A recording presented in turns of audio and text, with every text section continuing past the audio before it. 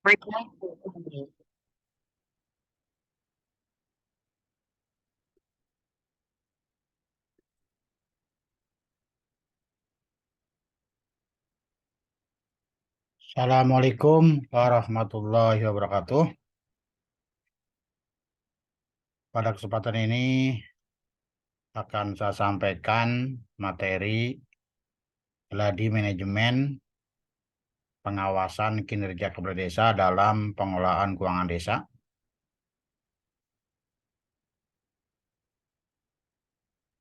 Gladi manajemen pengawasan desa merupakan metode pembelajaran semacam bermain peran, tetapi agak berbeda dengan pembelajaran bermain peran karena gladi manajemen ini harus diperankan langsung oleh pejabat sesuai dengan aslinya.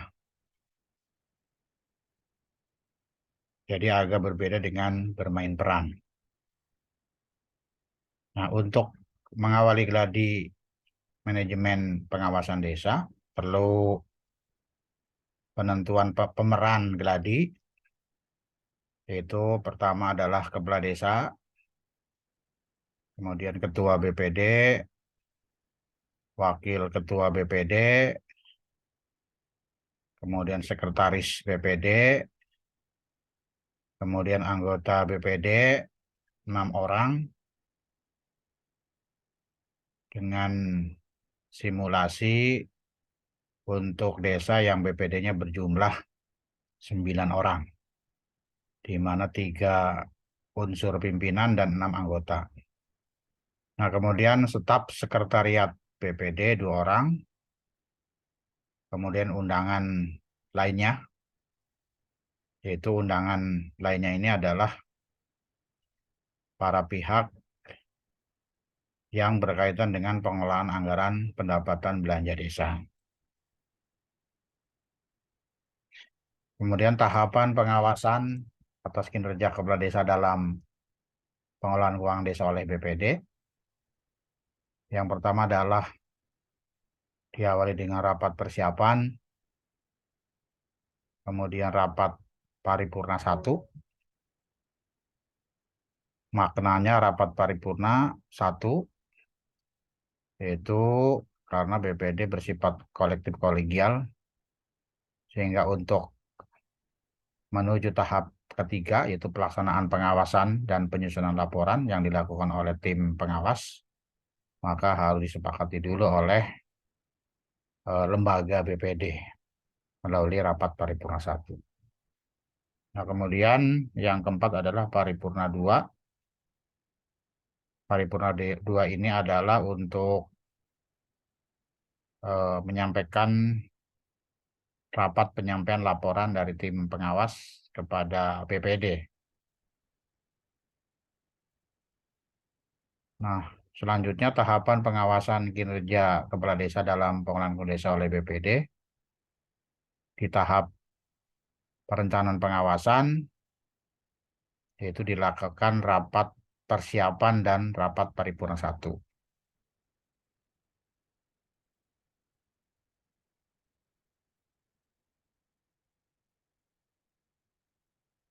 Kemudian tahap pelaksanaan pengawasan dilaksanakan kegiatan rapat dengar pendapat dan kunjungan lapangan. Kemudian di tahap penyampaian laporan hasil pengawasan dilakukan kegiatan rapat paripurna 2. Jadi kegiatan pengawasan dibagi 3 tahap. Tahap perencanaan pengawasan, tahap pelaksanaan pengawasan, dan tahap penyampaian laporan hasil pengawasan. Nah, maknanya adalah BPD menugaskan tim pengawas, kemudian tim pengawas melaporkan kepada BPD. Hasil pengawasan BPD disampaikan kepada kepala desa. Nah, kita mulai dari tahap perencanaan pengawasan. Yang pertama adalah rapat persiapan. Beberapa administrasi yang perlu dipersiapkan, yaitu surat undangan rapat persiapan kepada kepala desa dan wakil ketua BPD, kemudian rancangan jadwal dan draft SK tim pengawas, kemudian naskah memimpin rapat, daftar hari, dan notulen rapat. Nah, inti dari naskah memimpin rapat persiapan itu terdiri dari 3 poin. Pertama, pembukaan oleh ketua atau pimpinan BPD. Kemudian yang kedua, pembahasan draft jadwal kegiatan pengawasan dan anggaran. Kemudian yang ketiga adalah penutup. Nah, kemudian di tahap perencanaan, kegiatan yang kedua adalah rapat paripurna 1. Nah, rapat paripurna 1 yang perlu dipersiapkan administrasinya adalah yang pertama surat undangan rapat paripurna 1 dengan agenda utama adalah pengesahan rencana pengawasan. Kemudian yang kedua, naskah memimpin rapat paripurna 1. Yang ketiga, daftar hadir rapat paripurna 1. Yang keempat, notulen rapat. Yang kelima, jadwal tahapan pengawasan. Dan yang keenam, surat keputusan BPD tentang pembentukan tim pengawas atas kinerja kepala desa. Nah, isi naskah memimpin rapat paripurna 1 yang terdiri dari pembukaan, yang kedua penjelasan teknis pengawasan atas kinerja kepala desa dalam pengelolaan keuangan desa, yang ketiga pengesahan jadwal pengawasan, yang keempat pembacaan susunan tim pengawas, yang kelima penandatanganan SK tim pengawas, sambutan kepala desa, dan penutup. Nah, kemudian memasuki rapat paripurna 1 dengan desain ruangannya seperti ini. Yang barisan depan adalah kepala desa, ketua BPD, yang C wakil ketua BPD, D sekretaris BPD, kemudian anggota BPD, yang E anggota BPD, kemudian undangan ada di pinggir. Undangan ini adalah bisa mengundang camat, unsur forum koordinasi pimpinan kecamatan, maupun undangan lainnya. Kemudian staf sekretariat BPD ada di belakang, dan sarana yang lain seperti bendera merah putih, sebelah kanan bendera BPD, sebelah kiri, dan podium. Jadi ruang sidang didesain sedemikian rupa seperti di gedung legislatif ya, baik DPR maupun DPRD. Nah, kemudian tahap kedua adalah tahap pelaksanaan pengawasan yang dilakukan oleh tim pengawas. Jadi setelah susunan tim pengawas disetujui oleh BPD, maka tibalah saatnya tim pengawas melaksanakan kegiatan pengawasan. Yang dilakukan pertama kali oleh tim pengawas yaitu melakukan rapat dengar pendapat. Di sini tim pengawas sudah mulai bekerja dengan mengundang semua unsur atau pihak yang terlibat dalam pengelolaan keuangan desa, baik kepala desa sebagai pemegang kekuasaan pengelolaan keuangan desa, sekretaris desa, perangkat desa lainnya, kemudian lembaga-lembaga yang melaksanakan kegiatan dengan sumber anggaran pendapatan belanja desa. Kemudian setelah dilakukan rapat dengar pendapat, dimintai keterangan oleh tim pengawas, maka perlu dilakukan kunjungan lapangan, terutama untuk kegiatan fisik, ya, seperti jalan, jembatan, bangunan, gedung, dan sebagainya, untuk memastikan apa yang disampaikan di dalam rapat dengar pendapat dengan kondisi real di lapangan. Nah, rapat dengar pendapat agendanya adalah pembukaan yang dilakukan oleh ketua tim pengawas. Ya, ketua tim pengawas sebaiknya ganjil ya, 3 orang atau 5 orang yang terdiri dari unsur BPD, kemudian dapat juga dari unsur akademisi, kemudian dari unsur lainnya.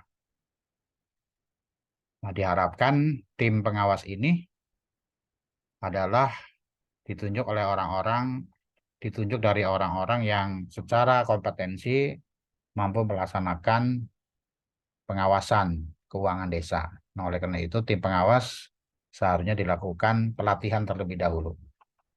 Nah, agenda rapat dengar pendapat diawali dengan pembukaan, kemudian ekspos kegiatan oleh kepala desa, kemudian ekspos kegiatan oleh para pengolah kegiatan.